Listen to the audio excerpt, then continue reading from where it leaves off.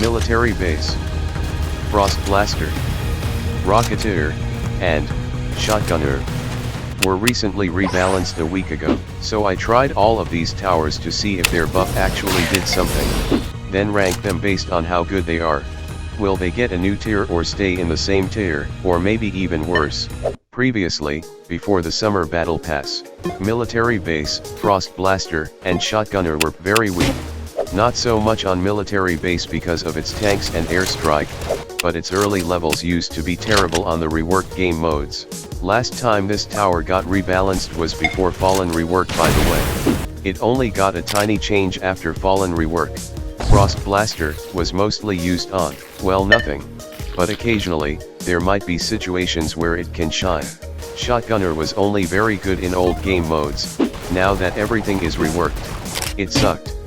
Rocketeer was the only tower here that was exceptionally good, and brain dead to use. It does decent splash DPS and single DPS. On top of that is Rocketeer's insane range if you know how to minimize its dead zone mechanic. If that was bugging you, it hardly punishes the player, even in polluted wastelands too. Circle paths. Rocketeer was a clear S tier tower. In contrast, the rest are around C tier, or B tier for Military Base. After the recent rebalance, I'll just say the general changes of each tower. Military Base got a big buff on level 0 to 3, small buffs on later levels. Frost Blaster got an overall buff on all levels, but shoots slower on earlier levels. Also its placement limit got removed, so you can spam a ton of Frost Blasters. Shotgunner also got an overall buff, and cheaper to max out. And if you pair it with another tower, it shreds everything. You already know what this tower is. Lastly, Rocketeer. Everyone was waiting for this to happen. Rocketeer got nerfed. It looked like a big nerf on paper. Less range, less DPS, and costs more to upgrade and max out. It did get its dead zone gimmick removed, so you don't have to worry about placing it next to the path. Let's start the rankings. Let's first start with Rocketeer, the weaver of explosive storms. Just how bad is his huge nerf? I tried him on Pizza Party, and Fallen. I'd say it's not bad, he still gets the job done. Late game crowd control is still great, surprisingly. It shreds early bosses like Shotgunner and Fallen Giant. You can also still use it as a sub DPS for Fallen mode, and it did great. Even when skipping. It actually performs better when you skip, cause it's a crowd control tower. On other game modes, it's still pretty good for crowd control, probably even for Wave 15 amalgamation. This tower is a solid A tier for me. It fell not too far from S. Frost Blaster, this tower, yeah, it got an overall buff, but it still feels the same. I'm simply unimpressed on how it defends, and its stalling isn't impressive. It doesn't even deal good DPS later too, so wiping its placement limit hardly helps for this tower. However, the extra DPS is nice against flying enemies, if you happen to use the tower for that. Also yes, the rebalance gave Frost Blaster flying detection, so it can now damage hiddens, leads, and flying enemies.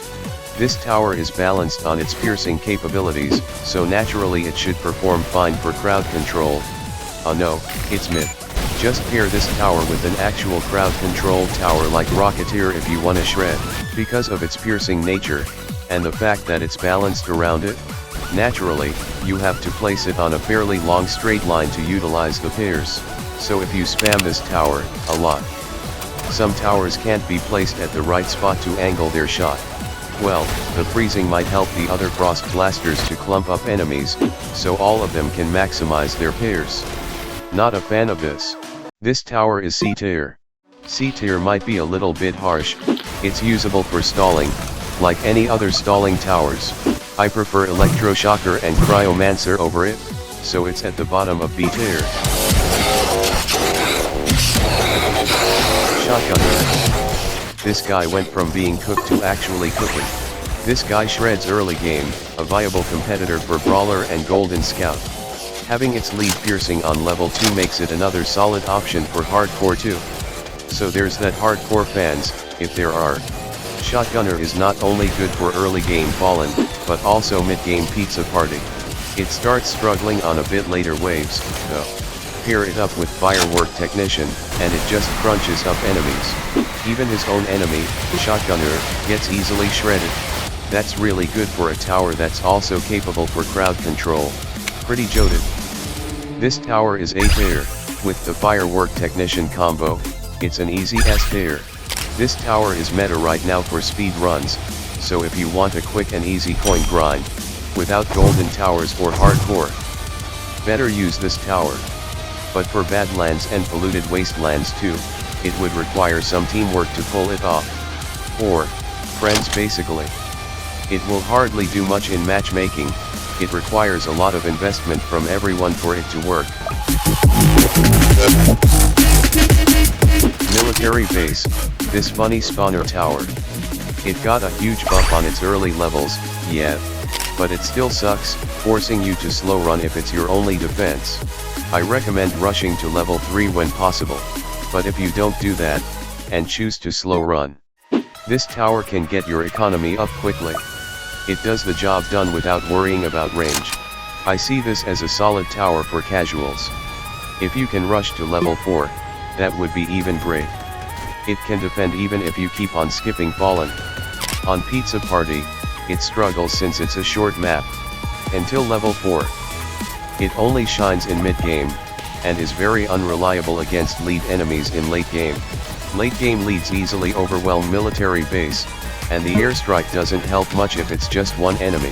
Airstrike is also not reliable for Voodoo Dolls either, since they're too tanky. Besides that, it's still usable, if you can cover its other disadvantages. As you can tell, this isn't impressive for me, so Military Base goes to B tier. I like using it more than Frost Blaster though. Some of you might find this tower very good though. On hardcore mode it's extremely good, as it is already good for early game to mid game. The buff just made the early game part easier, and level 4 cheaper, which is the level you want to have early, against the infamous Wave 25, triple shadow bosses.